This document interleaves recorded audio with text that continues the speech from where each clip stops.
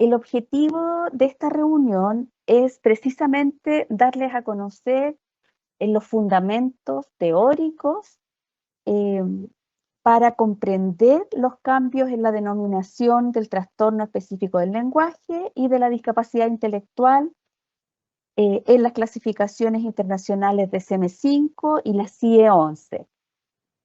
Se conformó una mesa técnica compuesta por profesionales asistentes de la educación de distintos colegios profesionales que participaron ad honorem de este trabajo.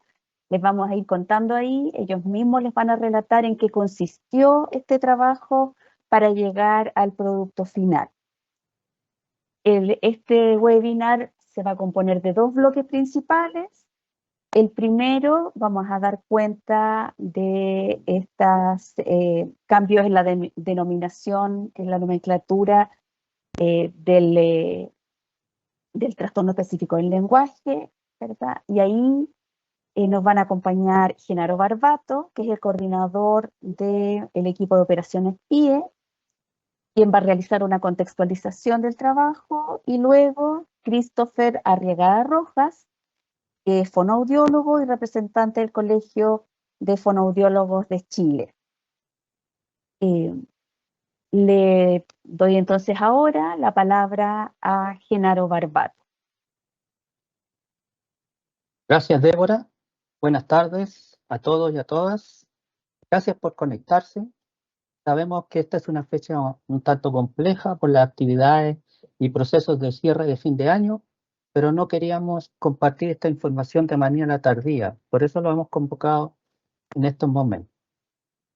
Esta actividad es continuación de una serie de estrategias y gestiones en las cuales estamos promoviendo y desarrollando, porque nos encontramos en un proceso de transición, de anticipación y de difusión de ciertas mejoras que buscan optimizar algunos procesos relacionados con la educación de los estudiantes que presentan necesidades educativas específicas de apoyo en el sistema escolar. Por ejemplo, dentro del marco del programa de integración escolar, como dispositivo de apoyo educativo. Estas mejoras de las que vamos a hablar hoy, específicamente en los temas de trastorno específico del lenguaje y discapacidad intelectual, apuntan a 2 elementos fundamentales, ¿no?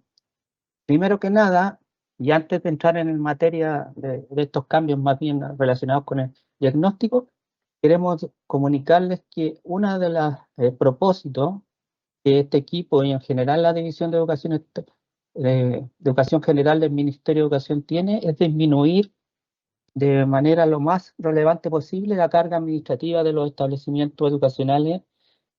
¿Y esto cómo lo podemos hacer? Por ejemplo, integrando los sistemas. Sabemos que existen varios sistemas hoy en los cuales ustedes tienen que interactuar, como la plataforma PI, el FUDEI, y a veces tienen que registrar información, la misma información en las 2 plataformas. Por eso, en este contexto, durante el año 2025, por primera vez tendremos una integración del formulario único de evaluación integral FUDEI con la plataforma PIE. Algo que ya avanzamos el año pasado al integrar el FUDEI con la plataforma de incremento, que es donde un aplicativo donde pueden postular a un aumento de la subvención las escuelas especiales. Y ahora estamos dando el paso con PIE. Reiteramos entonces, este es el primer gran objetivo para el 2025, integrar FUDEI con la plataforma PIE de manera que la información que primeramente ustedes registran en FUDEI, posteriormente cuando ustedes ingresen a la plataforma PIE, dicha información se traspase de manera automática desde FUDEI a PIE. De esta forma se simplifica el proceso de incorporación al programa al no tener que registrar 2 veces los mismos datos. Este objetivo de integración aún no está concluido y esperamos en futuros procesos, pensemos en el año 2026 por ejemplo, fortalecer aún más esta integración, por ejemplo, incorporando a FUDEI los datos que se registran en la ficha de postulación a PIE, de manera que cuando se acceda a PIE, la ficha de postulación se complete en forma automática e íntegramente. Esos son los pasos que queremos como a futuro. El otro gran objetivo que tenemos para el próximo año y que es el motivo de este webinar es mejorar algunos procesos técnicos en 2 diagnósticos puntuales. El objetivo anterior era más bien de sistemas, y este objetivo que les voy a mencionar ahora, el que nos reúne hoy, es más bien técnico, ¿ya? Se refiere a algunos procesos técnicos de los diagnósticos de discapacidad intelectual y trastorno específico del lenguaje, al hacer que estos sintonicen de mejor manera con los referentes o manuales de psiquiatría que se utilizan en nuestro país a nivel del sector salud, y que por lo tanto el área de educación también tiene que asumirlos. En específico nos referimos a la terminología, nomenclatura y caracterización de los diagnósticos que aparecen en el Manual de Psiquiatría de DSM-5 y en la Clasificación Internacional de Enfermedades CIE-11, diagnóstico incluido en el decreto 170, como ya dijimos, discapacidad intelectual y trastorno del lenguaje. Tenemos claro que la normativa educacional referida al apoyo de las necesidades educativas especiales entrega un marco que establece que para la entrega de los recursos se requiere la acreditación de un diagnóstico. Y detengámonos brevemente un momento en esta parte. El diagnóstico, entonces, puede estar asociado a necesidades educativas especiales de carácter transitorio o permanente. Esto debe entenderse muy bien. Lo permanente o transitorio se refiere al momento y la envergadura de los apoyos educativos extraordinarios que se requieren. No hace referencia a lo permanente o transitorio del mismo diagnóstico. Por ejemplo, en el caso de dificultades específicas de aprendizaje, los apoyos educativos específicos se han catalogado de carácter transitorio porque se aplican específica y fundamentalmente cuando el estudiante está inmerso en el aprendizaje de la lectura y la escritura. Ese es el sentido de la transitoriedad.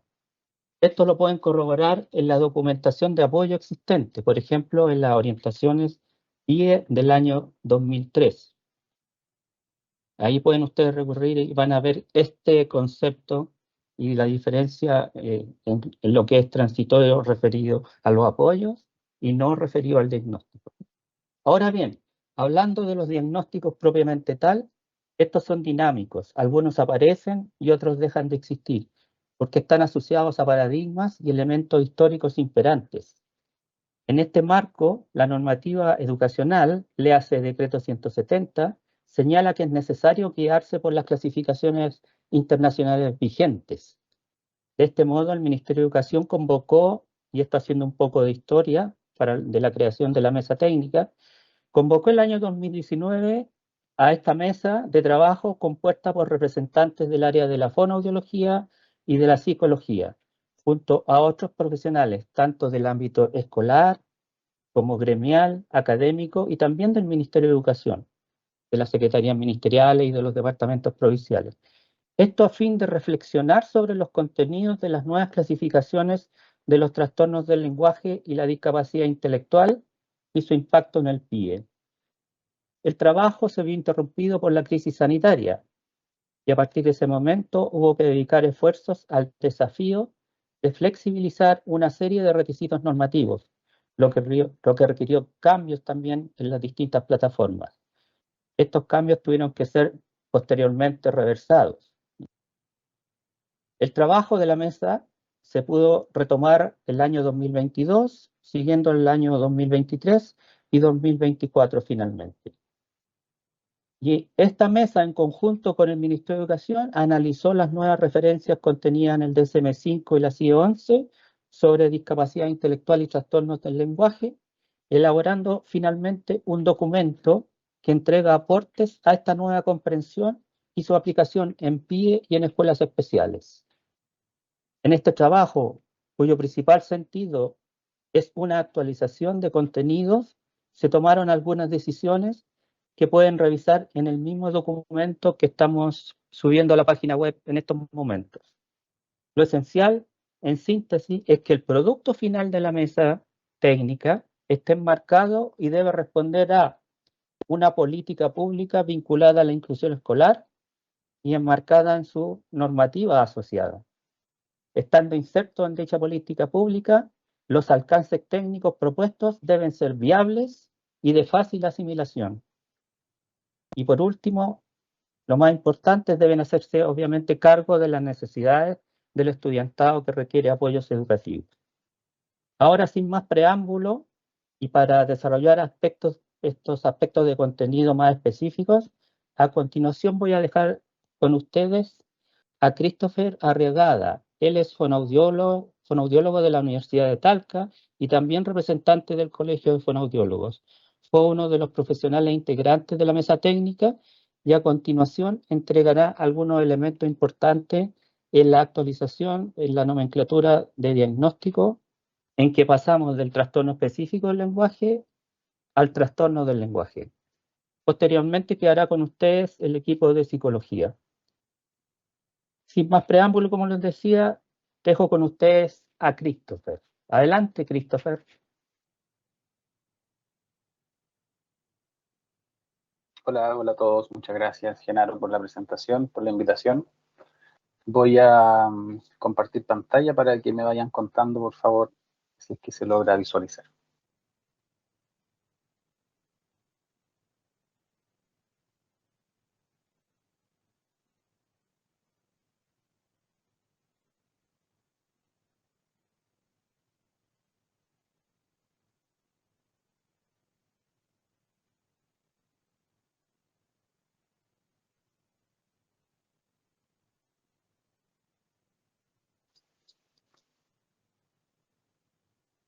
¿Me comentan, por favor, si se ve?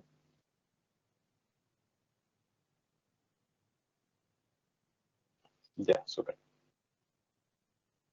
Bien. Muy buenas tardes a todos, a todas. Muchas gracias por estar acá.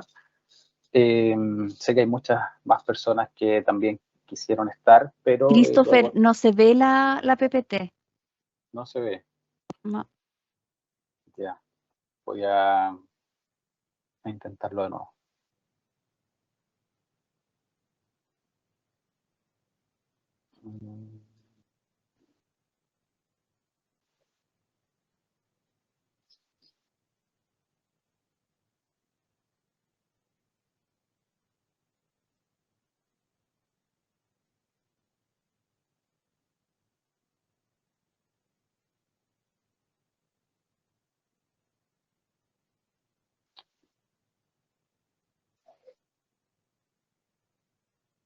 Christopher, si quieres, intento yo compartir. Ahí lo intenté de nuevo. Si no funciona, le paso el turno. ¿Se ve algo?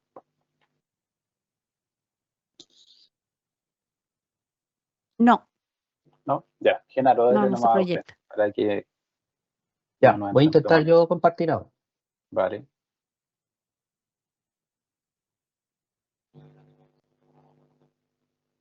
Ahí sí.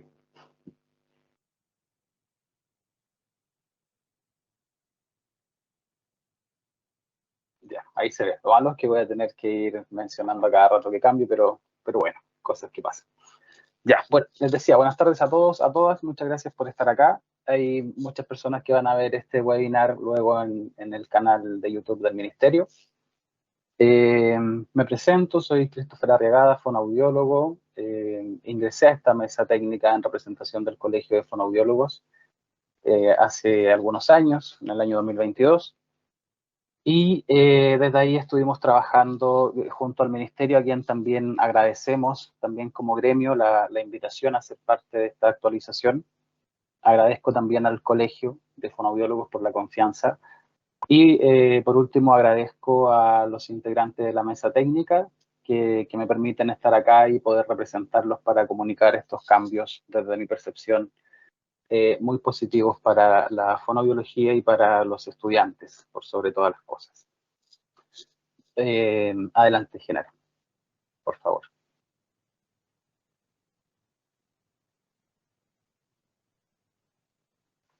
Bien, les voy a contar un poquito el contexto de por qué surge esta actualización. Y como ustedes saben, el decreto 170 en el año 2009 es el decreto que ha normado los programas de integración escolar y sobre todo ha normado quiénes van a ser beneficiarios de una subvención y también los profesionales que van a evaluar, a diagnosticar y a brindar apoyo.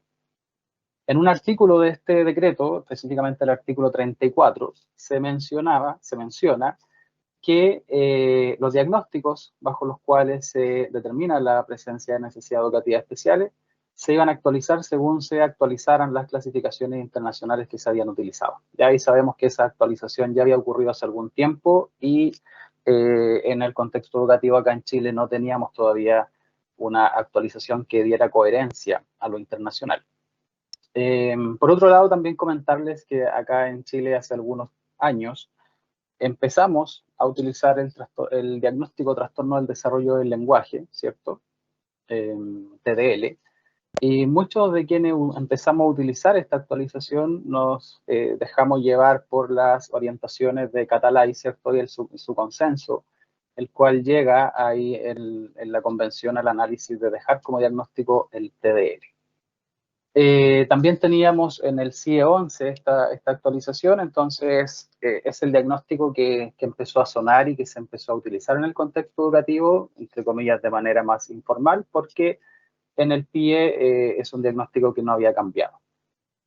Por otro lado, también fue importante la cantidad de preguntas que empezaron a llegar por parte del gremio al Mineduc para la actualización de la nomenclatura, y es a raíz de esas preguntas y de la actualización internacional que el Mineduc decide finalmente convocar a esta mesa técnica para conversar y analizar qué es lo que va a pasar acá con la actualización. Siguiente. Y es así, tal como mencionaba Genaro, en el año 2019 el Mineduc convoca a esta mesa técnica con el objetivo en ese entonces de conocer qué es lo que estaba ocurriendo tanto a nivel local como a nivel internacional. Producto de la pandemia, esta mesa técnica tuvo una pausa, ¿cierto? Dejó de funcionar durante un tiempo y se reanuda en el año 2022, año en el cual pude ingresar, ¿cierto? En representación del Colfono. Y también ingresamos en ese momento, finalmente, quienes terminamos escribiendo las orientaciones. El objetivo de esta convocación a la mesa técnica siempre ha sido actualizar el diagnóstico para el sistema de registro en plataformas digitales. Ya esto es plataforma PIE y FUDEI. Ustedes entenderán que nuestra principal duda de aquel momento es también se debiese actualizar el decreto 170, ¿cierto? Y obviamente en la mesa técnica lo conversamos, pero que debemos entender que requiere de cambios a nivel estructural un poco más importantes. Por lo tanto, el cambio que hay ahora es a nivel de registro en plataformas. En esta mesa técnica también cabe mencionar que participamos con un grupo de fonoaudiólogos destacados, que muchos de ustedes conocen, y también participamos con el gremio y su representante en el área de psicología. El foco de esta mesa técnica y el producto finalmente que termina es un documento que entrega orientaciones para el proceso de evaluación y también, y muy importante, la entrega de apoyo de profesionales. Bien, los cambios principales. Acá hay que ser, bueno, voy a ser muy enfático en mencionar que estos cambios rigen a partir del año 2025, ¿ya? Hay mucha inquietud respecto a de qué pasa en este periodo, ¿cierto? Es un periodo de reevaluación, en algunos casos también de evaluación para futuros nuevos ingresos. Y es crucial mencionar que el año 2025 comienzan estos cambios y que el año 2025 es un año de transición del diagnóstico del TEL al TL. Ya, por lo tanto, desde lo personal y también hago un llamado al gremio y a las coordinaciones de intentar no generar cierto estrés en la comunidad, principalmente fonoaudiológica, respecto de qué está pasando ahora con los informes que ya están elaborados. Ya ahí hay que tener cierta flexibilidad, entendiendo que los cambios comienzan en el año 2025 y que el 2025 es transición, por lo tanto, van a ocurrir algunas situaciones que den paso a ciertas flexibilidades por parte de los coordinadores, por parte de los colegios, lo voy a decir concretamente, tratar de no pedir a los fonoaudiólogos que ya han elaborado informes y los tienen impresos y firmados que vuelvan a hacer nuevos informes con un nuevo diagnóstico, ¿ya? Estos cambios ya le había comentado que aplican en plataformas digitales, FUDEI y PIE, me anticipo a mencionar que estos cambios también aplican para escuelas de lenguaje. Siguiente, por favor. Bueno, ¿Cuál es el diagnóstico que la mesa técnica, junto a los integrantes del equipo de operación y el equipo de atención a la diversidad, hemos acordado? Es el diagnóstico desde trastorno específico del lenguaje al diagnóstico de trastorno del lenguaje, y como había dicho, es una actualización que aplica para programas de integración escolar y para escuela de lenguaje, aspecto que también nosotros en la mesa técnica hemos solicitado, que esta actualización sea para PIE y para escuelas de lenguaje. Este cambio permite actualizar la denominación y, por lo tanto, en los sistemas de registro del Mineduc, y es fundamental, y tal como ya se había anticipado en el webinar anterior, mencionar que no aplica la división expresivo, receptivo o mixto, ¿cierto? Ahora es solamente trastorno del lenguaje.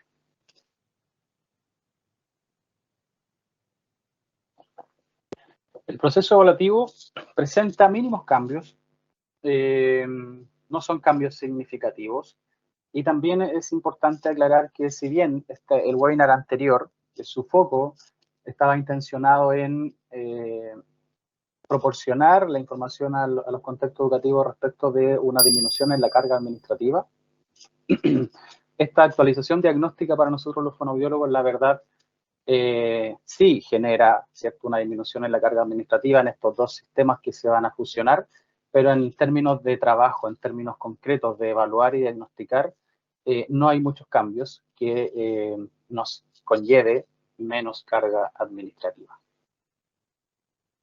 Siguiente, por favor. Ya, hay muchos que se han hecho esta pregunta, y en lo personal también, antes de iniciar obviamente en la mesa técnica.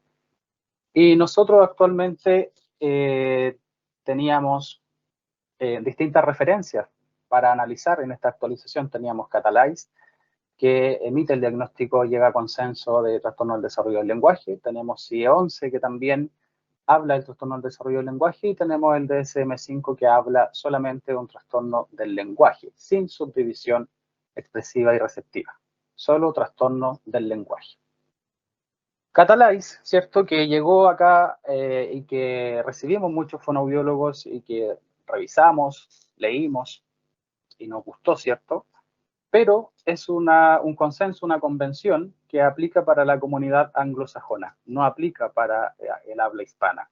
Nosotros como mesa técnica hemos visualizado la necesidad de llegar a un consenso a nivel de nuestra región, de Latinoamérica. Y sabemos que acá a nivel local sí están ocurriendo cosas académicas a nivel de poder llegar a un consenso, pero sabemos que esos trabajos demoran mucho tiempo, pero sí es algo que en la mesa técnica planteamos como necesidad también de tener nuestro propio consenso. El CIE-11, que era la otra opción que teníamos, posee varias subdivisiones diagnósticas para las cuales no tenemos instrumentos nuevos y o actualizados que nos entreguen claridad de los procesos. Por lo tanto, en la práctica fonoaudiológica podría generar confusión respecto de emitir el diagnóstico y sus distintas subdivisiones. Por otro lado, el DSM-5 es aquella clasificación que se acomoda a nuestras posibilidades de evaluación y presenta además importantes novedades en la definición propiamente tal del trastorno del lenguaje, que podrían eventualmente conllevar a ciertos ajustes, tanto en el apoyo a los estudiantes como en la labor de los fonoaudiólogos en el contexto educativo.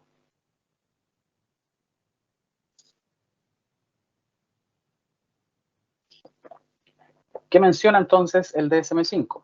El DSM-5 menciona que es el trastorno del lenguaje son dificultades persistentes, ¿ya?, en el uso y adquisición del lenguaje en todas sus modalidades, hablado, escrito, lengua de señas u otro, debido a deficiencias en la comprensión o la producción que incluye lo siguiente: vocabulario reducido, estructura gramatical limitada y deterioro del discurso. Como criterio importante, menciona también que las capacidades del lenguaje están notablemente por debajo de lo esperable para su edad, que se inicia en las primeras fases del desarrollo, y que las dificultades no se pueden atribuir a deterioro auditivo, sensorial, motor u otra condición médica o neurológica. Acá también aclarar que el diagnóstico que vamos a utilizar ahora en el contexto educativo es el diagnóstico del DSM-5, trastorno del lenguaje, así, sin nada más, sin subdivisión expresiva, receptiva o mixta, ¿cierto? Y a aquellos diagnósticos que, si bien es cierto, no nos competen como necesidad educativa de ingreso a plataforma de los fonoaudiólogos de manera directa, pero sí como apoyo, los trastornos del lenguaje que sean secundarios a otras condiciones biomédicas se denominarán trastorno del lenguaje asociado a. Siguiente. Algunas consideraciones, y este es un punto súper importante para nosotros los fonoaudiólogos y también, sobre todo, para el apoyo de los estudiantes. El DSM-5 plantea que el trastorno del lenguaje es un trastorno persistente, ¿ya?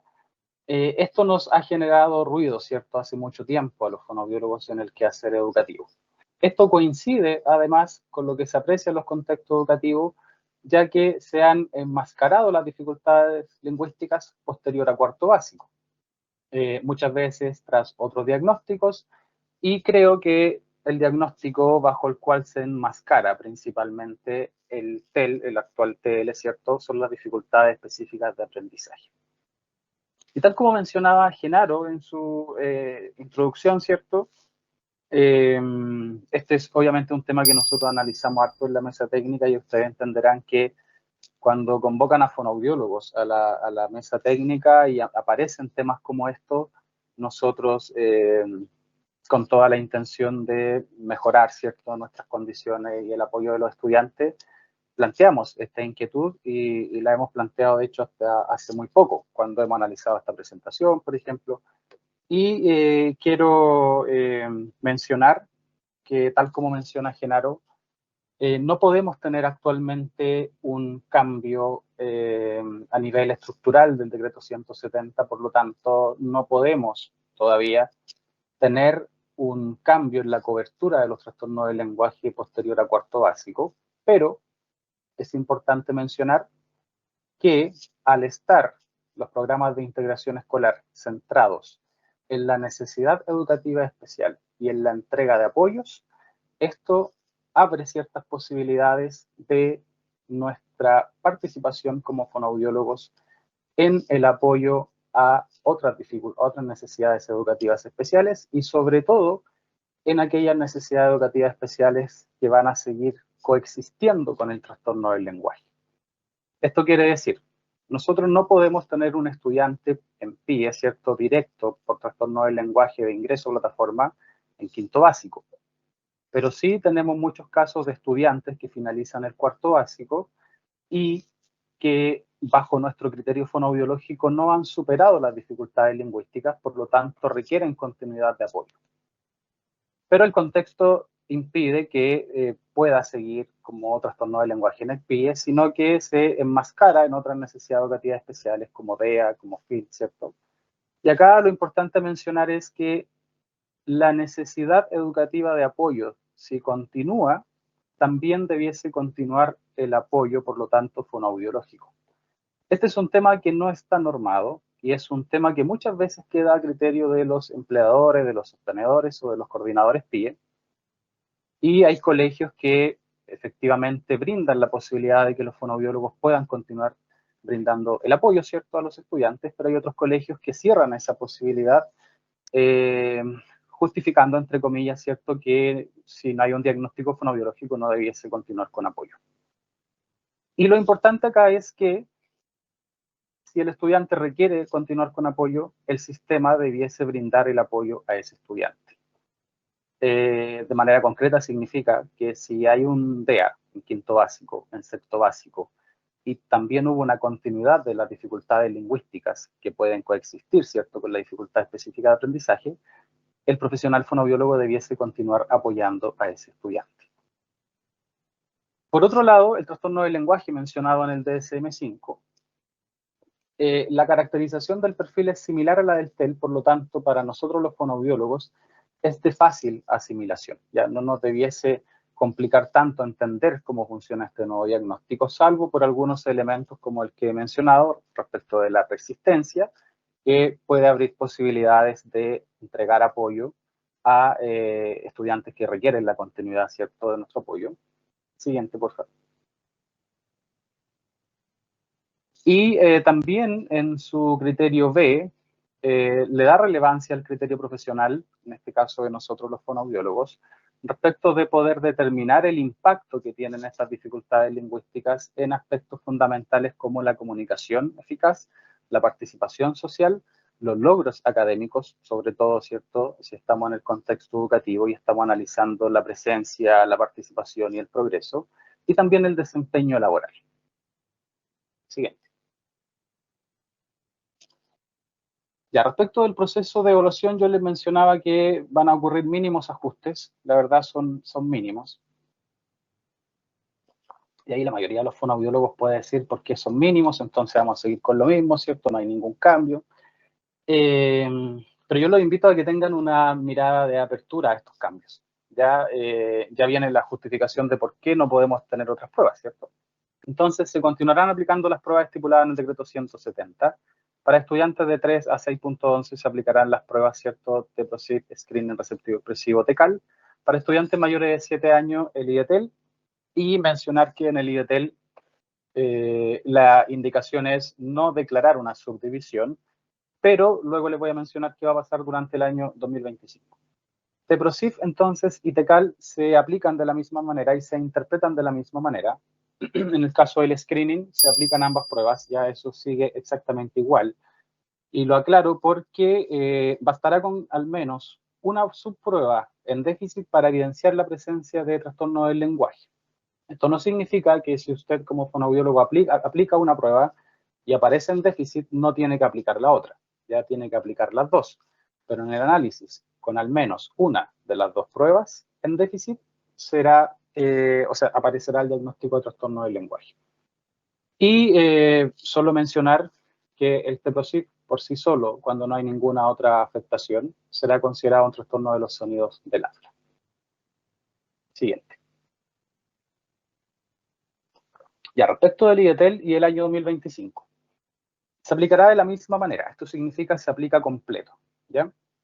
Al ser el año 2025 un año de transición del TEL al TL, para efectos de plataforma, todavía en el 2025 se pedirá la distinción, ¿ya? Pero esto es porque el sistema, que se me olvida el nombre de tecnología, creo, del ministerio, no ha actualizado todavía, no se ha actualizado sacar es la opción donde pide la subdivisión. Por lo tanto, se está trabajando en que esto se actualice de aquí a marzo del 2025, pero de no ser así, en caso de que en plataforma continúe apareciendo que se solicita la subdivisión, la proyección de este ajuste en plataforma es para el año 2026. En los informes de evaluación se sugiere utilizar la nueva nomenclatura, trastorno del lenguaje, sin subdivisión, ¿ya? En los informes se sugiere entonces acomodarse a la nueva nomenclatura que se está entregando, ¿cierto?, en esta orientación. Pero también sugerimos como mesa técnica que para efectos de apoyo, y esto aplica tanto para las pruebas de 3 a 6.11 como para el IDETEL, que el profesional fonoaudiólogo realiza su propia distinción preferentemente de manera cualitativa, puesto que el DSM-5 menciona dificultades en la comprensión y en la producción del lenguaje en sus distintas modalidades, pero el diagnóstico en sí es trastorno del lenguaje, ¿ya? Siguiente, por favor. Algunos ejemplos. Si hay un ingreso 2024,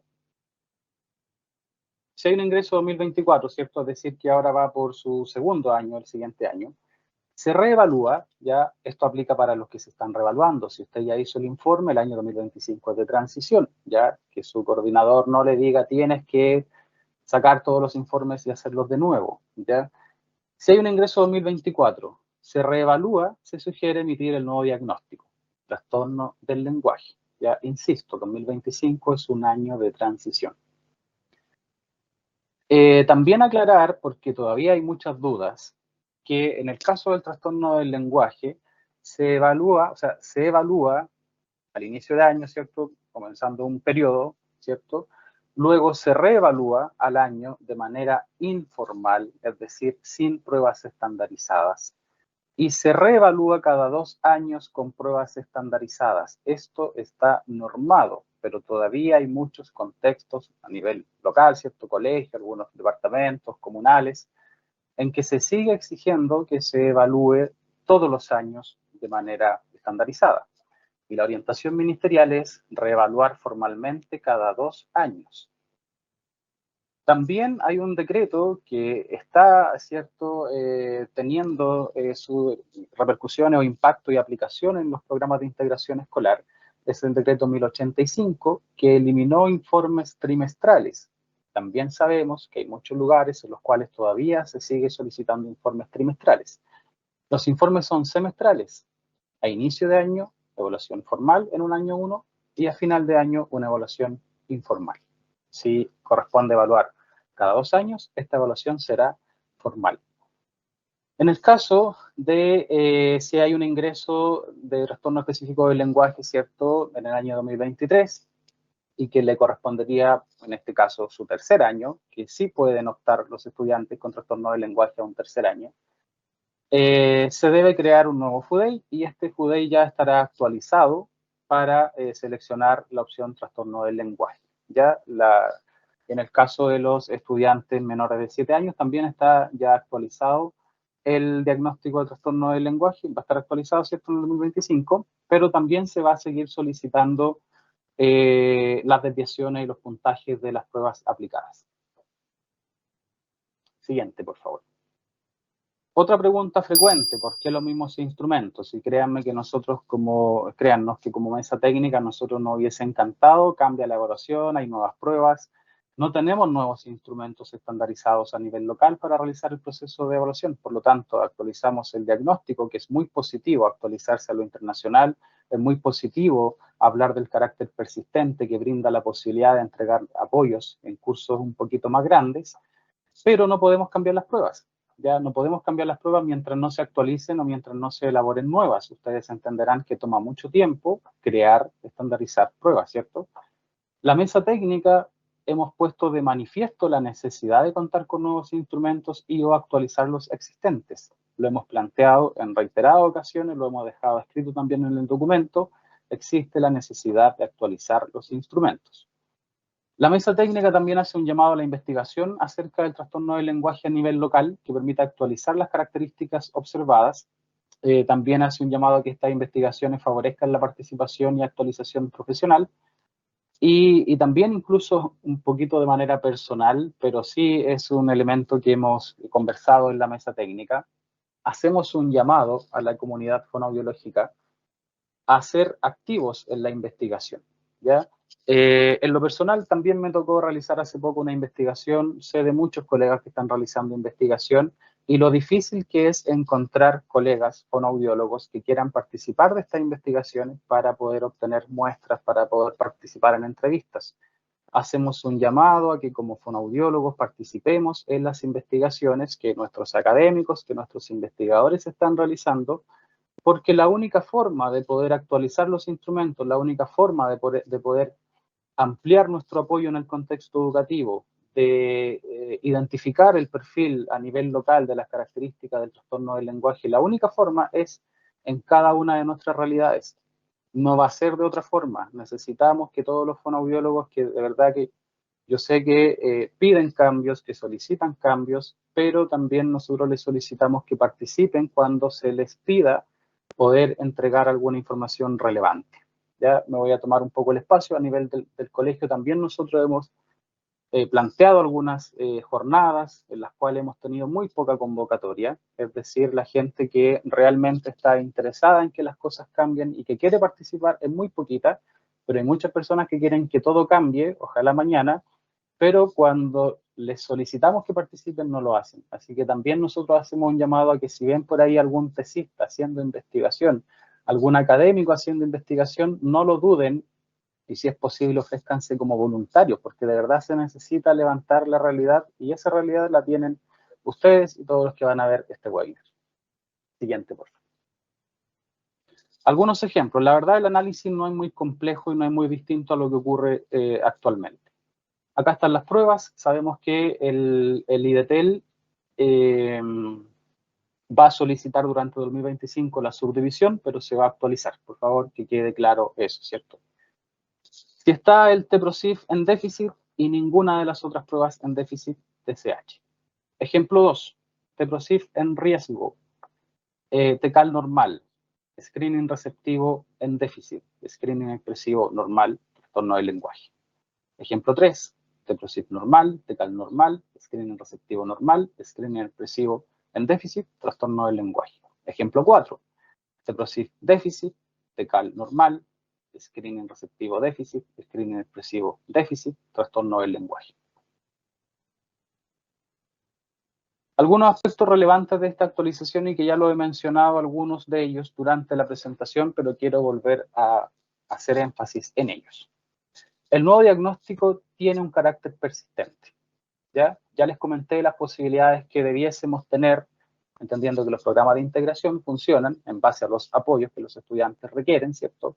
Y también se menciona la normativa que hay que darle a cada estudiante lo que necesite, por lo tanto, si un estudiante necesita continuidad de apoyo fonobiológico, el sistema debiese brindar apoyo fonobiológico.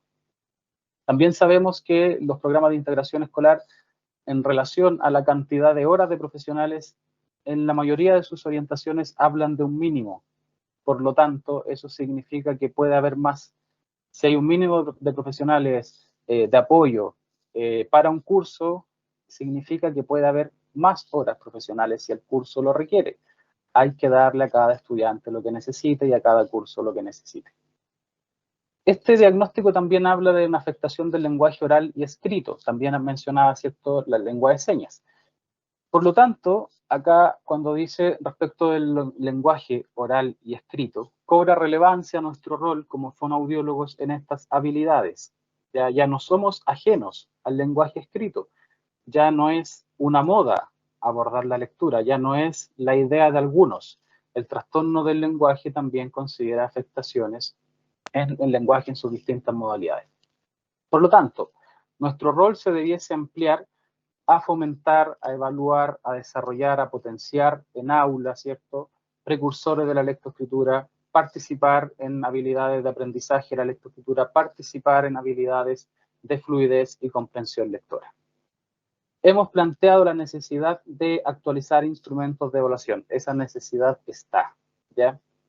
Hemos planteado la necesidad de incorporar estos ajustes en el decreto 170, con nuevas orientaciones respecto del rol del fonoaudiólogo en el contexto educativo, como por ejemplo, trabajo colaborativo, que no está muy normado para nosotros los fonoaudiólogos, apoyo en aula, que tampoco está tan normado para nosotros los fonoaudiólogos, ¿cierto?, porque muchas veces las orientaciones, al ser orientaciones, no son tan consideradas a la hora de emitir distribución de carga horaria, a la hora de emitir contrato. Por lo tanto, queda a criterio muchas veces, pero toda la documentación actualizada del Ministerio apunta a que los apoyos se deben entregar principalmente en aula. Y por último, también ampliar nuestros roles a nivel fonobiológico en otras modalidades del lenguaje. El trastorno del lenguaje puede coexistir con funcionamiento intelectual limítrofe, puede coexistir con TDA, puede coexistir con DEA. Esto pasa en la realidad. La sugerencia que hemos planteado y que hemos analizado en la mesa técnica es que el equipo debe determinar aquel diagnóstico que genere una mayor necesidad educativa. Esto es mayor impacto en la participación, en el progreso en su aprendizaje, por lo tanto, elementos fundamentales para la inclusión y la disminución o eliminación de barreras. También hemos dejado como necesidad, pero pese a que ya fue declarado a nivel explícito, es importante unificar los criterios de evaluación y diagnóstico entre PIE y escuelas de lenguaje.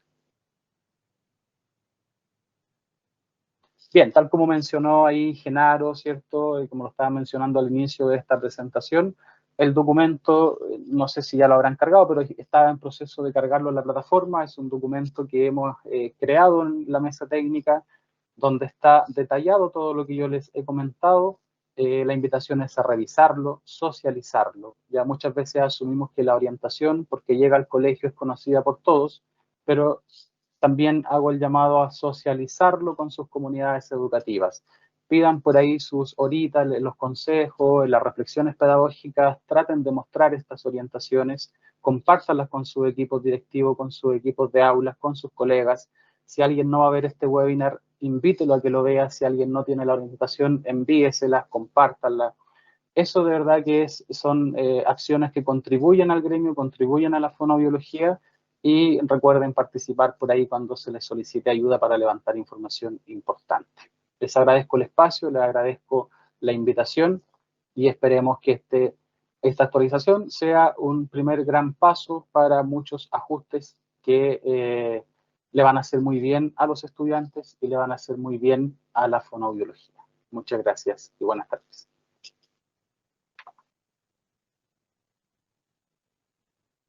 Muchas gracias, Christopher, por todo el trabajo realizado. Ustedes van a ver ahí en el documento mismo que ya está siendo publicado en la página web de especial.mineduc.cl, que son alrededor de 12 profesionales que de forma ad honorem, en sus propios espacios personales, le regalaron este tiempo precioso al ministerio para colaborar en esta mesa técnica. Muchísimas gracias, Christopher, en representación de todos los fonoaudiólogos y fonoaudiólogas que participaron en la mesa técnica. Les cuento, mientras tanto, que este webinar está siendo grabado y que va a estar disponible, imagino que a partir de mañana mismo, en el canal YouTube del Ministerio de Educación. No existe la posibilidad de dar la mano, así que no levanten su manita. Pueden dejar en el chat o en preguntas y respuestas, donde dice PIR, que son preguntas y respuestas. Nosotros estamos tratando de resolver ahora mismo algunas, y las que no, por la cantidad y por el tiempo, las vamos a agregar en los documentos de respuestas frecuentes que pronto vamos a dar a conocer, ¿ya? Así que para que sepan que esas son las condiciones que tenemos en este minuto para interactuar. Utilicen el chat o PIR, que son preguntas y respuestas, ¿sí? Ahora, Genaro, no sé si quieres hacer algún parafraseo de alguna idea o una reflexión final de este primer bloque de por qué TL y no TDL. No solamente reforzar lo que estaba señalando Christopher, que hay un cúmulo de situaciones que se pueden ir abordando, las cuales se van a ir haciendo como paulatinamente, ¿no? Los cambios normativos son de mediano y largo plazo. Los cambios que podemos hacer en los sistemas de registro son un poco más posibles de alcanzar en tiempos más breves. Entonces, la idea de la transición es importante. Vamos a ir recogiendo todas las consultas, como decías tú, Débora. Ya tenemos algunas de los webinars anteriores, más las que están apareciendo ahora. Vamos a buscar de alguna manera saturar la información y empezar a responder lo antes posible. Tenemos un espacio en la página web de Educación Especial donde mismo se está publicando el documento. Vamos a publicar otros documentos de apoyo y ahí vamos a poner seguramente un resumen de lo que es preguntas y respuestas que tienen que ver con este tema específico. Y no quiero quitarle más tiempo porque falta el área de psicología todavía para que muestre su trabajo, ¿no? Muchas gracias, Genaro. Voy a dejar con ustedes entonces ahora, empezamos nuestro segundo bloque, a la señora Soledad González. Ella es profesional del equipo de atención a la diversidad, es psicóloga, y van a exponer María Francisca Riveros, que también es psicóloga y es representante de la Asociación Nacional de Psicólogos Educacionales, a Cecilia Silva y Joana Quintanilla, que la acompañan, también son colegas, psicólogas, y que les van a contar cuáles son las decisiones que se tomaron y el marco conceptual para, para los aportes que hacen en el documento. Soledad. Gracias, Débora. Brevemente, solamente señalarles que, así como señalaba Christopher, aparentemente no son muchos los cambios que hay en el caso de discapacidad intelectual y funcionamiento intelectual limítrofe, ¿cierto? Porque ya veníamos hablando del término discapacidad intelectual, pero los cambios en plataforma fundamentalmente se resumen en los descriptores cualitativos y en que se va a solicitar los dominios, digamos, de la conducta adaptativa en cuanto a las habilidades conceptuales, prácticas y sociales. Eso en términos generales, pero lo importante es como los énfasis que van a plantear, digamos, nuestras colegas respecto a la evaluación, al diagnóstico de discapacidad intelectual, que si bien el cambio, hace mucho tiempo que nosotros pedimos la conducta adaptativa, muchos diagnósticos no se están haciendo en esos términos y es importante que actualicemos algunos aspectos. Nuevamente dar las gracias, como señala Débora, del tiempo valioso que han proporcionado tanto Francisca como Cecilia, Joana y otras colegas que fueron parte de la mesa. Y las dejo a ella para que cuenten un poco lo que ha sido este proceso de trabajo que terminó en un documento que me parece que está bastante robusto y nos va a aportar a quienes hacen diagnóstico de discapacidad intelectual y de FIL en el ámbito, en el marco del 170 en los colegios. Muchas gracias y dejo con usted a Francisca primeramente. Voy a compartir el PPT.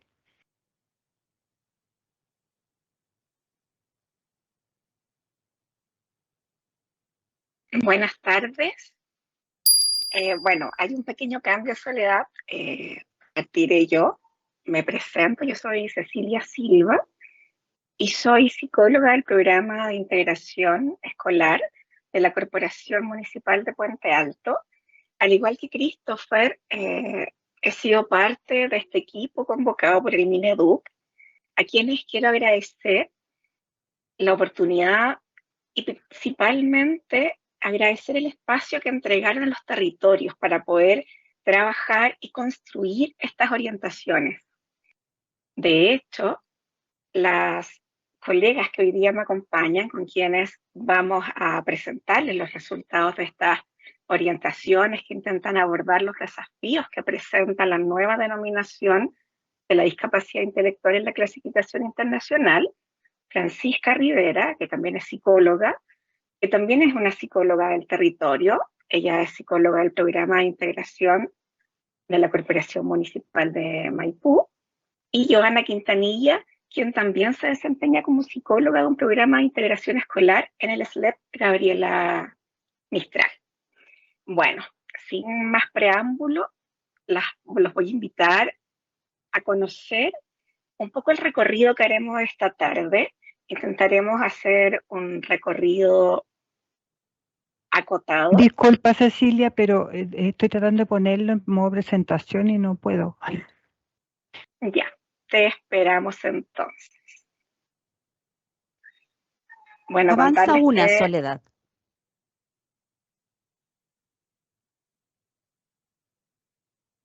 mientras Soledad intenta poner la presentación, contarles que parte como de lo que trabajamos, si bien, como decía Soledad, no existen grandes cambios para nosotros como profesionales de la psicología, sí va a ser muy importante los énfasis que podamos darle a los procesos de evaluación diagnóstica integral y a partir de ahí a las necesidades de apoyo que presentan nuestros estudiantes.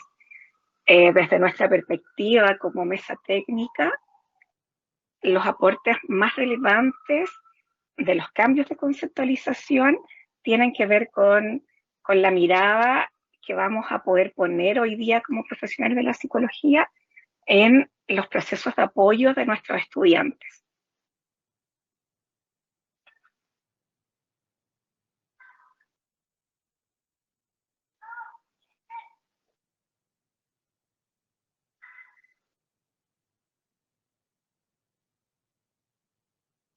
¿Se ve o no se ve, Cecilia? Se ve la presentación, pero se ve como la vista del presentador. O sea, va apareciendo Ya. va a aparecer Sí. con las notas Voy a- y con la lámina. A ver, lo voy a dejar de compartir y voy a compartir de nuevo. Y comparte el Tecno con Tania. Eso. Es que no sé por qué me aparece. Ahí dice dejar de compartir. Aprieta. Es que me duplicaste, tengo pantallas diferentes ahora. Sí. Ahí sí, Sora, se ve bien.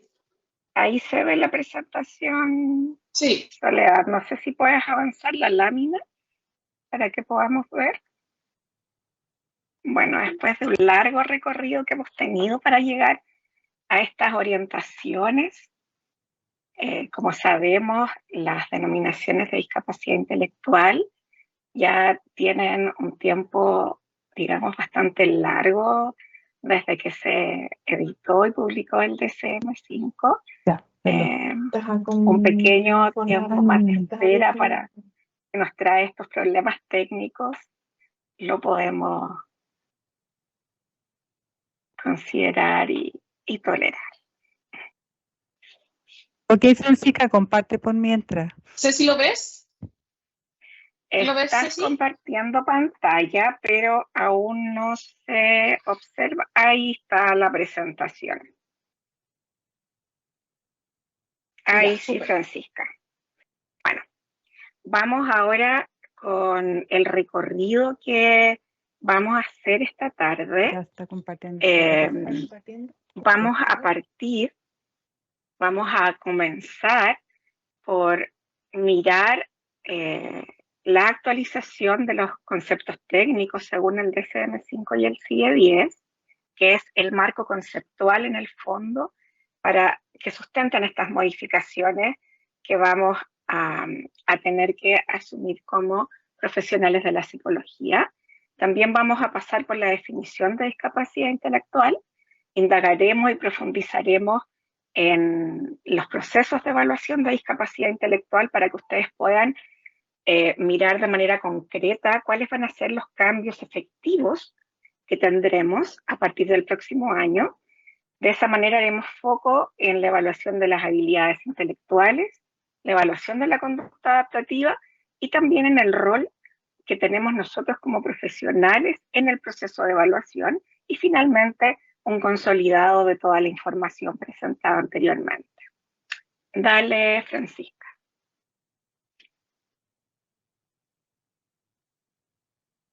Bueno, acá ustedes pueden observar dos consolidados, ¿no? Que resumen los cambios en los sistemas de clasificación internacional. ¿Cuáles podríamos pensar nosotros y señalar que son los principales aportes de los cambios que nos presentan estos modelos de clasificación? El primero tiene que ver con la conceptualización de la discapacidad intelectual, ¿no? Hay un dejar de lado, ambas clasificaciones dejan de lado el concepto de retraso mental, ¿cierto? Para dar paso por el lado del DSM-5 al concepto de discapacidad intelectual y por parte del CIE-10 al concepto de trastornos del desarrollo intelectual.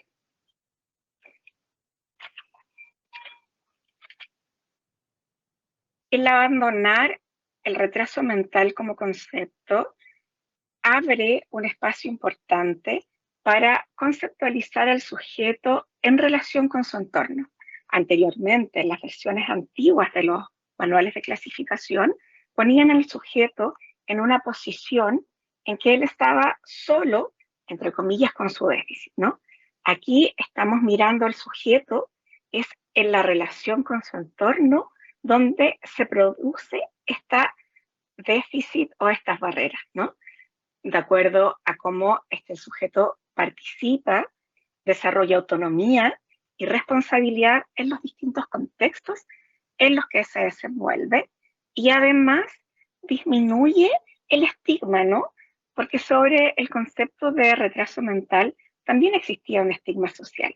Hoy día eso no está presente. Lo que nos parece un aporte importante y también que abre camino, ¿no? a la inclusión. Otro aspecto relevante que ustedes pueden observar en estas tablas de resumen tiene que ver con que ambos manuales diagnósticos consideran la graduación de la discapacidad intelectual, ¿no? Leve, moderada, etc. Pero en ambas desaparece la importancia que tenía el CI, ¿no? El número del CI para poder definir la graduación o la gravedad en este sentido de la discapacidad intelectual o la necesidad de apoyos. Y eso ambos manuales diagnósticos lo consideran. También me gustaría hacer o destacar, ¿no?, que el DSM-5 aporta el concepto de retraso global del desarrollo, que de alguna manera permite dar un marco de atención a la primera infancia. La siguiente, Francisca.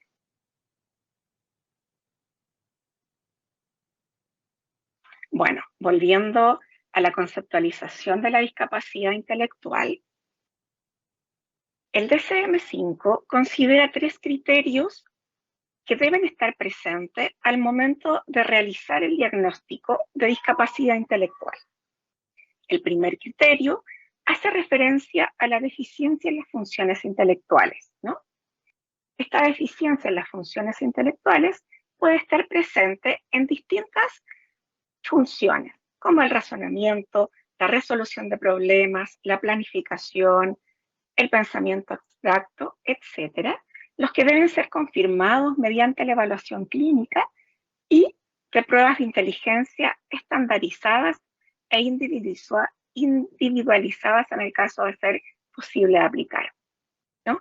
Acá vemos un poco lo que yo les mencionaba anteriormente, en que el CI, el coeficiente intelectual, va perdiendo un poco la relevancia como constructo, y lo que nos interesa más bien es el funcionamiento intelectual, es el perfil cognitivo que tiene el sujeto. El segundo criterio dice relación con el comportamiento adaptativo, ¿no? Este comportamiento adaptativo que produce fracaso del cumplimiento de los estándares esperados para el desarrollo de cierta edad en un entorno sociocultural, para la autonomía personal y la responsabilidad social. Sin apoyo continuo, estas deficiencias adaptativas limitan el funcionamiento en una o más actividades de la vida cotidiana, como la comunicación, la participación social, la vida independiente, en los múltiples entornos de la persona, ¿no? El hogar, la escuela, el trabajo y la comunidad.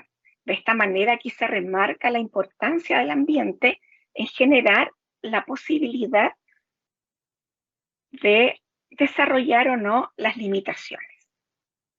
En este sentido, es en este criterio donde se expresa con fuerza esta nueva conceptualización, teniendo en cuenta además que la graduación de la discapacidad intelectual estará dada por la conducta adaptativa y ya no por el CI del sujeto.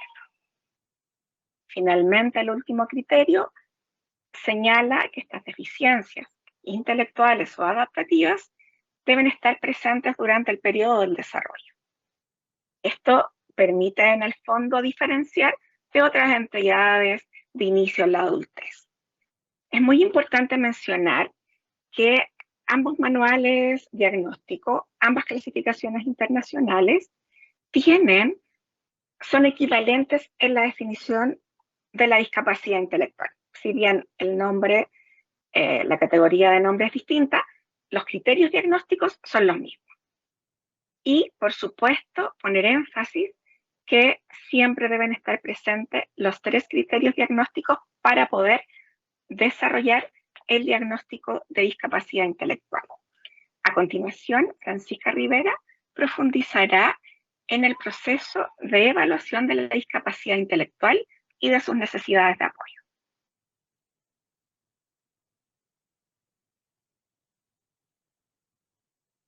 Gracias, Ceci, por el pase.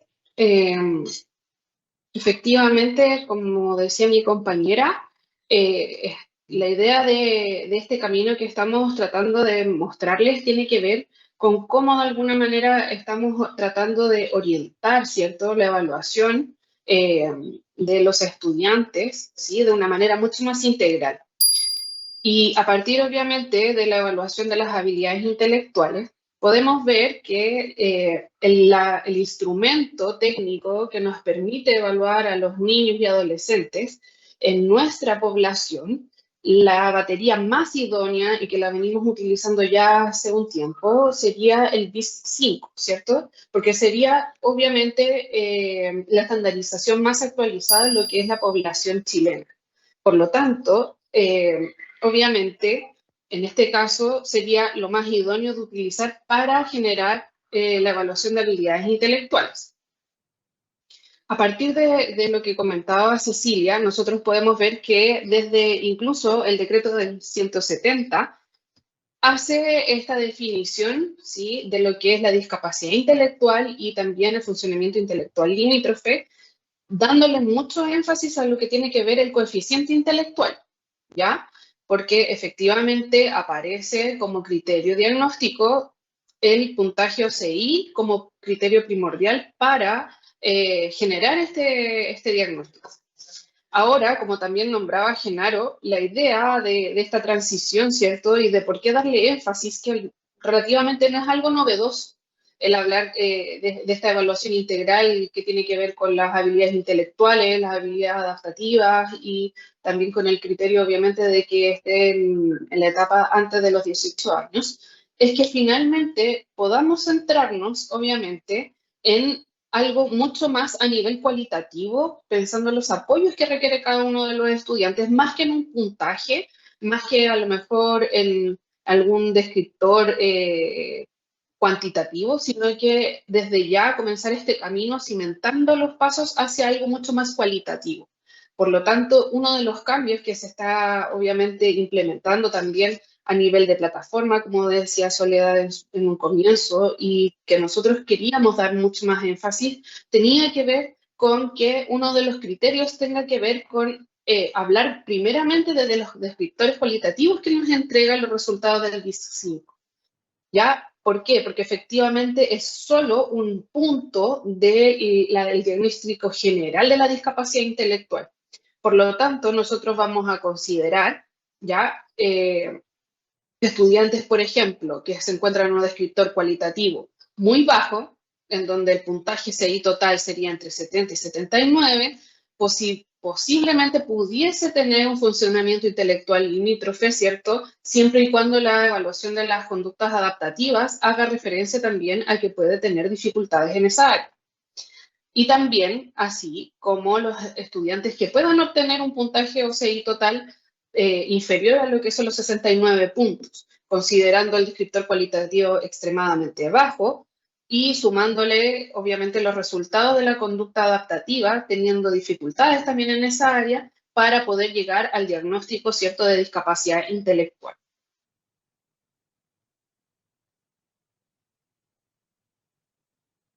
Ahora, la idea, como les comentábamos, es que estos descriptores cualitativos, ¿cierto?, sean de alguna manera elementos que empiecen, ¿sí?, a darse mucho más preponderante para poder utilizar el lenguaje técnico y también, obviamente, a tomar en consideración para que cuando realicemos el diagnóstico podamos utilizarlos de manera de generar decisiones como equipo de aula, no solo como psicólogos, sino que también incluyendo, obviamente, el trabajo mancomunado con nuestros compañeros y compañeras que están en los equipos de aula, para realizar apoyos educativos pertinentes, obviamente, a los estudiantes que estamos evaluando y también considerar si esto es pertinente para que ellos puedan participar en el programa de integración.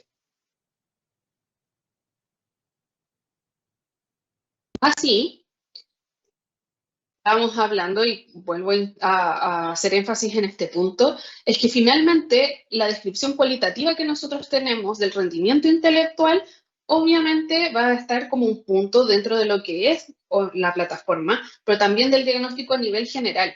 Por lo tanto, solo sería un punto, ya no es el diagnóstico en sí. Ya vamos a evitar decir que si nosotros obtenemos como resultado un CI total, por ejemplo, 65, el niño inmediatamente es diagnosticado con discapacidad intelectual.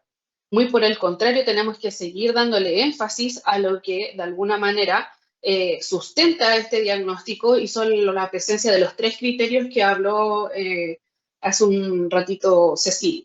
Entonces, volvemos a decir con mayor fuerza que el diagnóstico de discapacidad intelectual no se sustenta solamente en lo que es la medición del CI, ¿ya? Sino que obviamente tenemos que trabajarlo en un conglomerado, ¿cierto?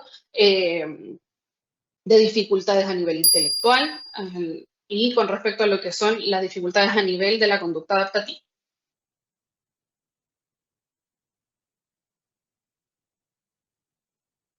Ahora viene mi compañera Cecilia. Perdón, ¿Yovi? Sí. Gracias, Fran. Bueno, continuando entonces con esta revisión del proceso de evaluación de discapacidad intelectual y en sintonía con la última idea que mencionaba Francisca en torno a la relevancia de la conducta adaptativa para determinar o no el diagnóstico propiamente tal, es importante recordar que hace un tiempo ya existen orientaciones técnicas para esta evaluación diagnóstica donde se describe el proceso de evaluación en torno a la conducta adaptativa. Sin embargo, y también en sintonía con lo que mencionaba Christopher al comienzo, nos encontramos con distintos contextos educativos en los cuales se continúa dando relevancia al coeficiente intelectual por sobre la conducta adaptativa. Por lo tanto, este trabajo en la descripción y también en el relevar la importancia de la conducta adaptativa, nosotras también lo que hicimos fue tomar nuevamente estas orientaciones, las cuales desde la plataforma antigua claramente estaba en sintonía con la relevancia del CI, pero con esta nueva actualización se va a poder registrar aquellos resultados de esta evaluación respecto a la conducta adaptativa y se va a poder definir propiamente tal en la plataforma si hay o no limitaciones en las distintas habilidades que conforman la conducta adaptativa. También es importante mencionar que ya desde el Ministerio se plantea una definición de la conducta adaptativa, la cual considera estos 3 elementos que están ahora presentes en la pantalla y que a continuación nosotras vamos a representar en un esquema para poder nuevamente tomar y comprender, ¿no? Para poder desarrollar nuestra evaluación en caso de aquellas profesionales que no se les daba el énfasis a esta evaluación, ahora desde ya el próximo año la idea es que podamos tener claro qué es la conducta adaptativa y cómo se tiene que evaluar. Entonces, les voy a pedir que vean su pantalla. Claramente hay distintos esquemas respecto a esta interacción. Esta es una creación propia, entonces puede ser perfectible, ¿cierto? En el tiempo. Tenemos 2 círculos, uno que representa la conducta adaptativa y representa a este niño, niña, joven o adulto, ¿cierto? Desde la mirada del contexto escolar. Y tenemos por otro lado los desafíos del entorno. ¿Cuál es el entorno? El entorno natural, que sería la familia, el hogar, el entorno escolar, el entorno comunitario, también el trabajo en caso de personas adultas. Entonces, en conducta adaptativa, representando a este niño, niña, joven, tenemos estas 3 habilidades conceptuales, sociales y prácticas, las cuales van a estar en interacción entre ellas mismas y que va a considerar las características de este niño. Ahora, en el medio, como resultado, vamos a tener esta interacción entre el niño y los desafíos del entorno natural, escolar y comunitario. En el caso de discapacidad intelectual, el fracaso en esta interacción, en esta respuesta a los desafíos del entorno, va a repercutir en el fracaso entonces en la autonomía personal, en la responsabilidad social, lo cual a su vez va a limitar el funcionamiento en las actividades de la vida diaria de este niño, niña, joven o adulto. Por lo tanto, va a limitar, y aquí tenemos la representación también de el ámbito de comunicación, en la dimensión comunicación, dimensión participación social y vida independiente. Por lo tanto, la evaluación debiera considerar estos elementos, la interacción y características de este niño, niña, joven y los desafíos del entorno. Esta evaluación debe considerar entonces estos distintos actores, al niño, al propio niño, en este caso, el entorno escolar, y también debemos considerar el niño o niña en el entorno natural mediante que distintos informantes, por lo general cuidador principal, persona significativa, apoderado, madre, padre, abuelo, etc. El entorno escolar consideramos a educadora diferencial, observación directa de psicólogo, psicóloga, profesora jefe, asistente de aula, etc. Y esta evaluación debe estar orientada en determinar cuáles son las necesidades de apoyo de este estudiante. ¿Para qué? Para que esta respuesta de a poco vaya disminuyendo este fracaso y estas limitaciones. Pasemos a la siguiente frase.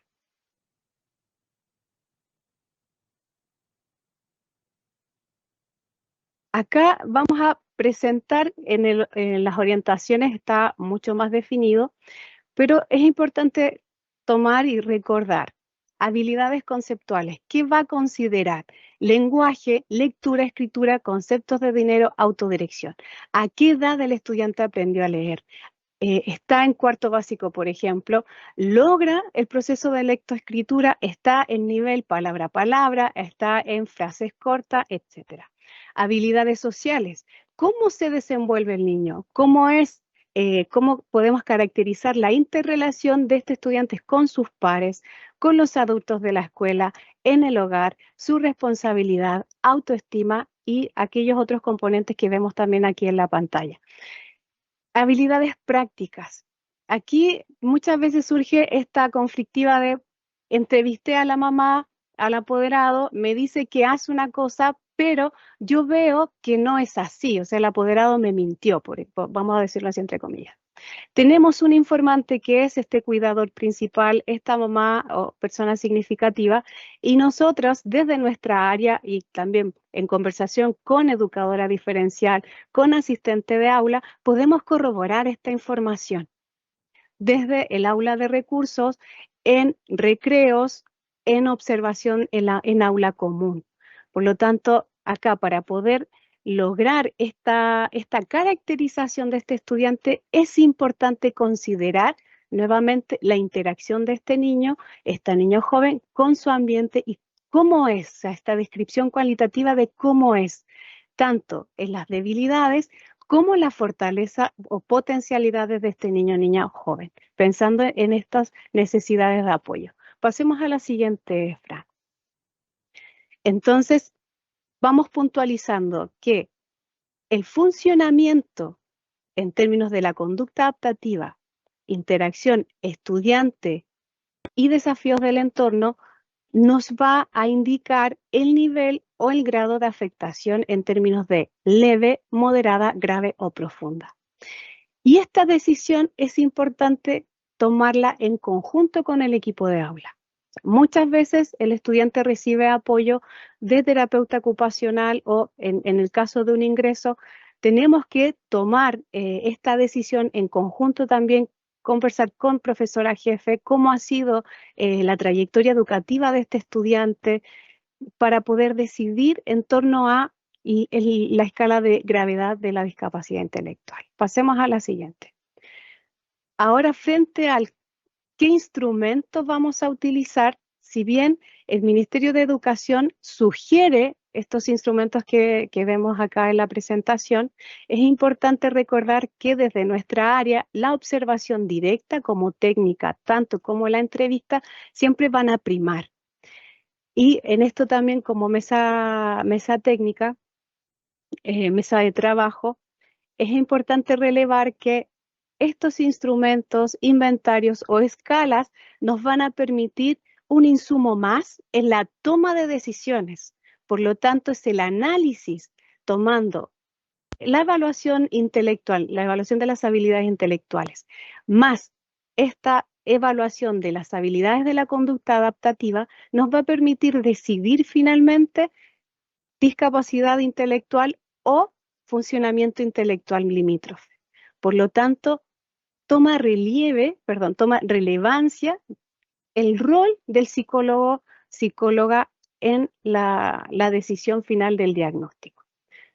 dejo entonces a Francisca para poder profundizar también en el rol de nosotros en el proceso de evaluación. Gracias, Yovi. Efectivamente, como dice Joana, el rol de nosotros como profesionales en el diagnóstico, ¿cierto?, de discapacidad intelectual y funcionamiento intelectual limítrofe toma un rol fundamental y un cariz sumamente importante, sobre todo porque tenemos que ser líderes, ¿cierto?, de, obviamente, generar una evaluación integral de los estudiantes. Esto no puede ser aislado, ¿cierto?, del contexto en el cual estamos participando, el contexto escolar, el contexto social, ¿cierto?, el contexto familiar, incluso de los mismos participantes de la evaluación. Claramente tenemos que generar este trabajo mancomunado con los equipos de aula, con los profesores jefes, ¿cierto?, asistentes de aula, con nuestros compañeros del programa de integración, como educadoras diferenciales, fonoaudiólogos, terapeutas ocupacionales, y que finalmente se tome relevancia, ¿cierto?, y que el foco esté puesto en la mejora y ajuste de los procesos educativos en pro del beneficio, ¿cierto?, de nuestros niños, niñas y adolescentes que puedan participar del programa de integración y obviamente generar oportunidades de participación activa en el contexto escolar. Es sumamente importante que en base a esto tengamos una mirada mucho más amplia, flexible, ¿cierto?, considerando todos los conocimientos, las habilidades, los valores, incluso éticos que nosotros tenemos dentro de lo que es nuestra formación y también a partir de la actividad específica, ¿cierto?, del trabajo que vamos realizando en las comunidades educativas, pero siempre desde un punto de vista en beneficio de nuestros niños, niñas y adolescentes.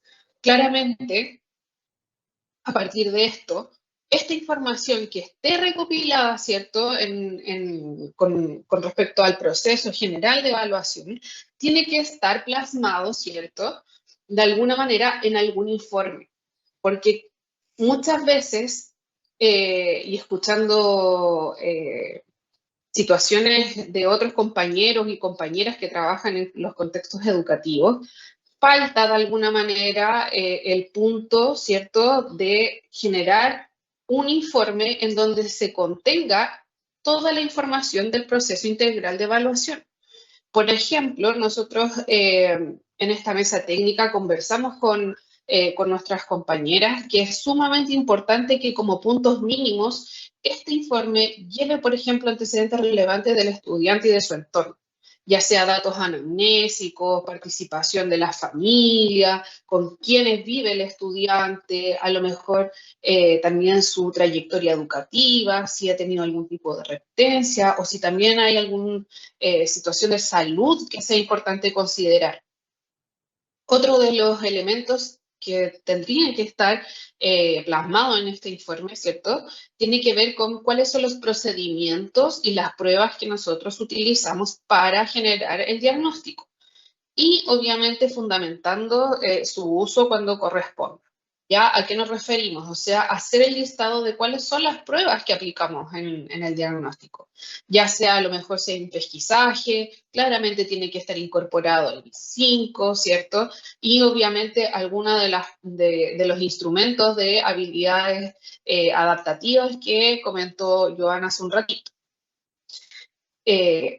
Para poner también relevancia con respecto en general, a tener esta información mucho más global, es necesario especificar los criterios diagnósticos de discapacidad intelectual en el informe, que haya limitaciones significativas, ¿cierto?, en el funcionamiento intelectual, que haya limitaciones significativas en la conducta adaptativa y que la edad de aparición de todas estas dificultades sea antes de los 18 años. Y eso tiene que estar especificado, ojalá de forma muy explícita en los informes que nosotros como profesionales realicemos. Claramente, sucede y es muy importante que tenemos que considerar también, obviamente, toda esta información y todos los antecedentes entregados por todas las personas que participaron de alguna manera de este diagnóstico En este caso pusimos diagnóstico de discapacidad intelectual, pero también, obviamente, incorporando el funcionamiento intelectual límite. Así, se hace sumamente importante que en este informe esté subrayado, esté destacado, si este diagnóstico tiene presencia o no, ¿cierto?, que se genera de discapacidad intelectual mediante todos los criterios que ya habíamos expuesto, los 3 criterios para poder realizar el diagnóstico de discapacidad intelectual y de funcionamiento intelectual límite. También, y esto es sumamente importante y en general compartiendo con las compañeras, es que muchas veces no se generan indicaciones ni recomendaciones ni sugerencias para realizar, ¿cierto?, la planificación de los apoyos que requiere cada uno de los niños, niñas y adolescentes que participan obviamente de este proceso de evaluación. Por lo tanto, es un punto fundamental que sugerimos que vaya en este informe del psicólogo o psicóloga, ¿cierto?, con respecto a las situaciones o las necesidades de apoyo y también, obviamente, las fortalezas que presenta cada uno de los estudiantes que participan. Por lo tanto, generar indicaciones al contexto educativo, al contexto familiar, ¿cierto?, incluso hacer las derivaciones correspondientes si observamos que hay algún tipo de dificultades a nivel de salud.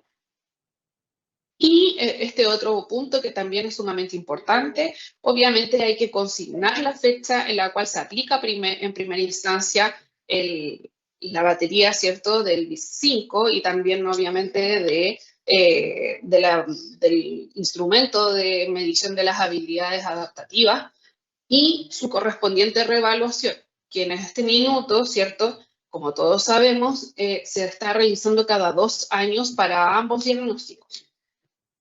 Y también su participación y sus avances, ¿cierto?, en los informes semestrales y también finales, que también es necesario que nosotros como profesionales estemos complementando estos informes para dar sugerencias de apoyo o claramente avances que pudo haber tenido el estudiante durante el tiempo que se dan el trabajo, ¿cierto?, en aula de recursos y en aula común, con todos los profesionales con los cuales participan el equipo de integración. Ceci.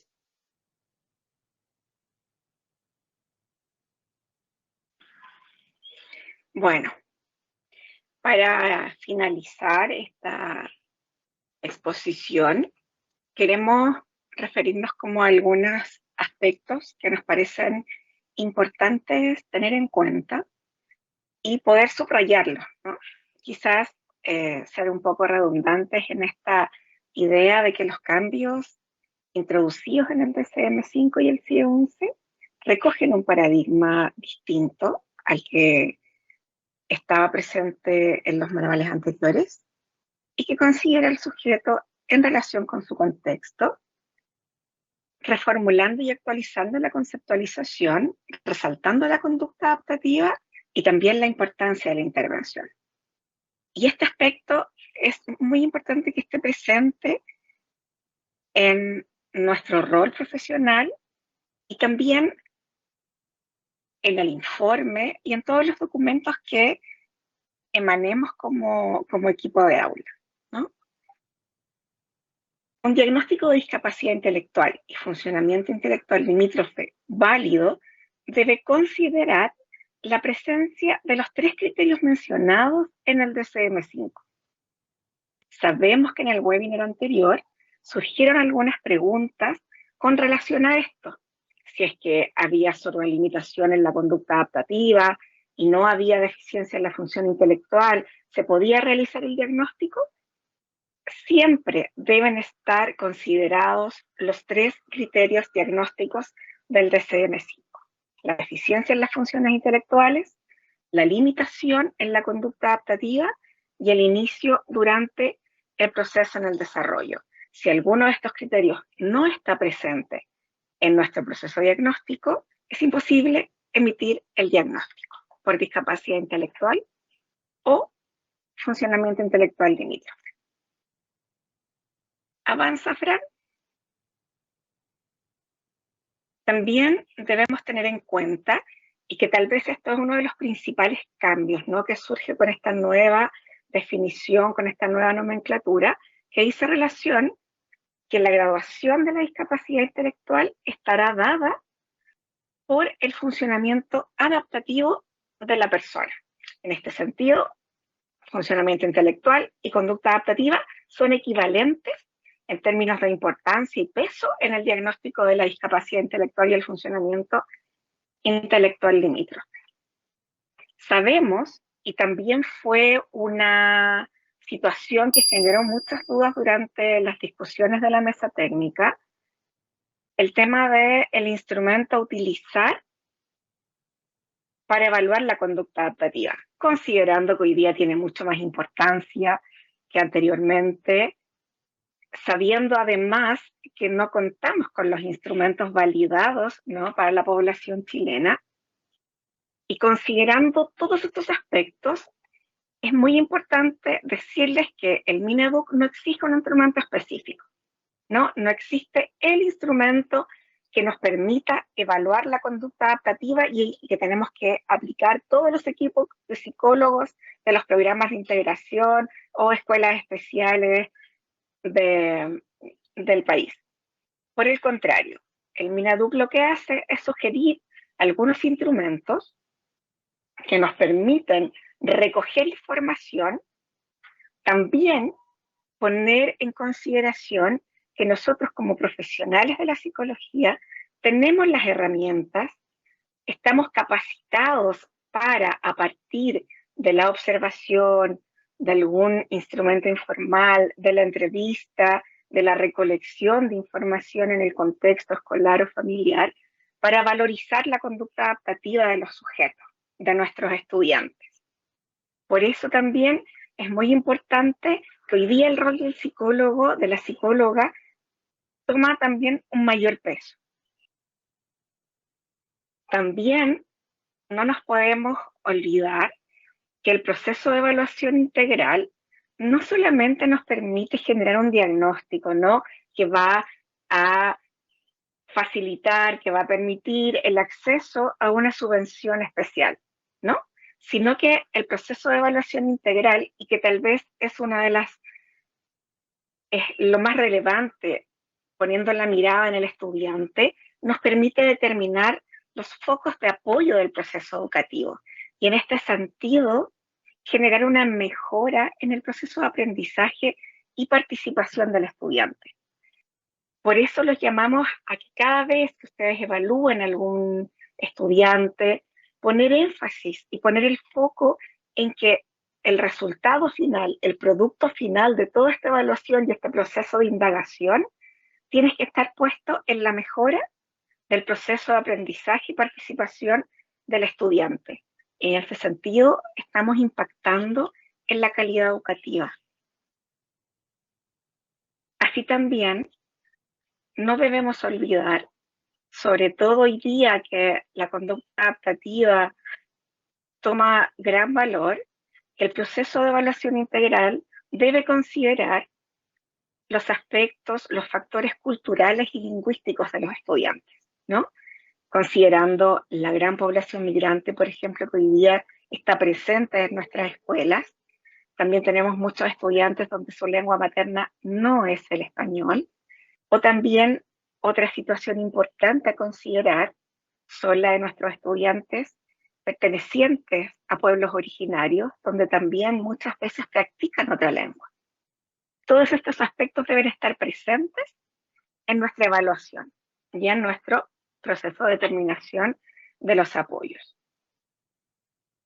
Como ha sido ya de público conocimiento y máxima difusión a través de todas las orientaciones que entrega el Ministerio, que el trabajo colaborativo y la toma de decisiones en conjunto en los equipos de aula, entre los distintos profesionales, actores del contexto escolar, es muy importante para responder a las necesidades de apoyo.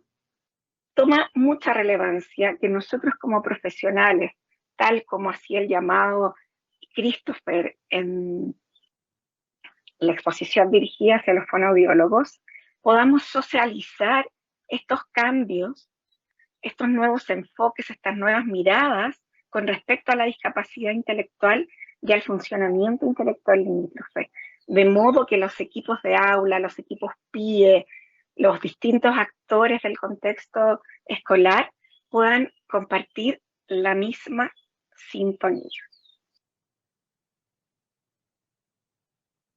Esperamos también que esta información que hemos entregado sea de gran utilidad. Queremos agradecer la presencia de todos este día a esta gran audiencia. Muchas gracias.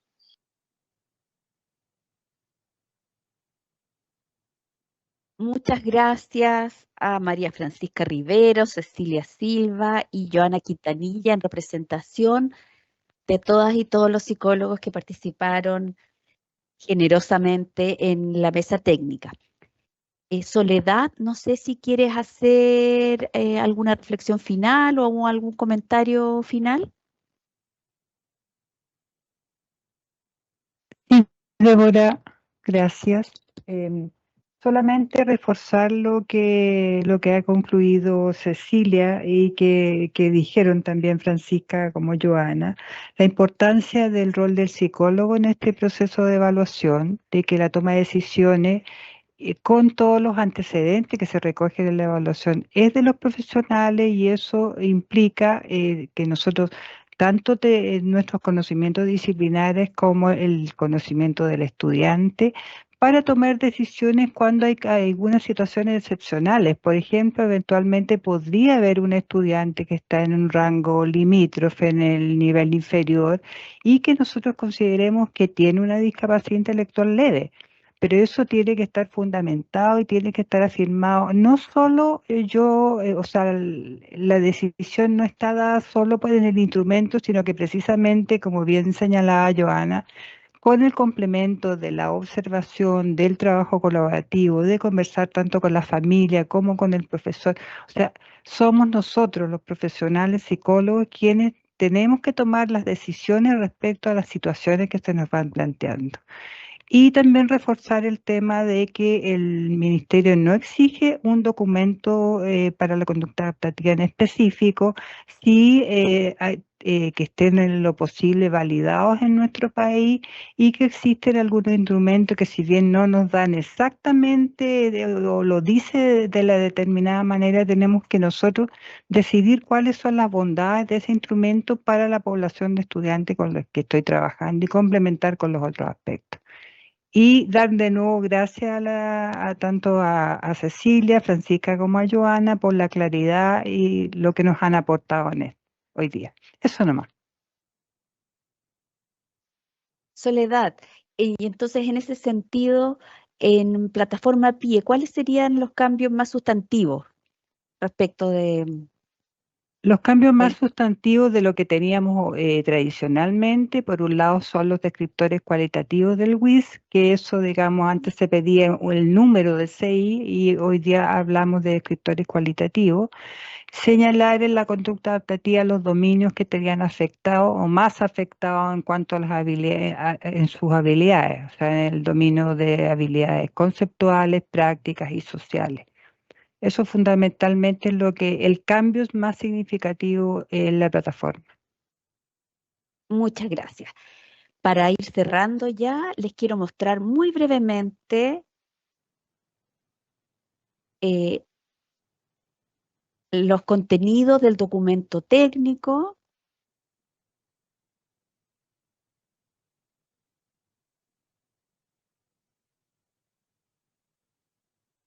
¿Genaro se ve? Perfecto. En el chat de esta reunión, 2 veces les dejamos el enlace, la URL, para que ustedes puedan revisar o descargar el documento. Pero además contarles que está publicado en la página especial.mineduc.cl.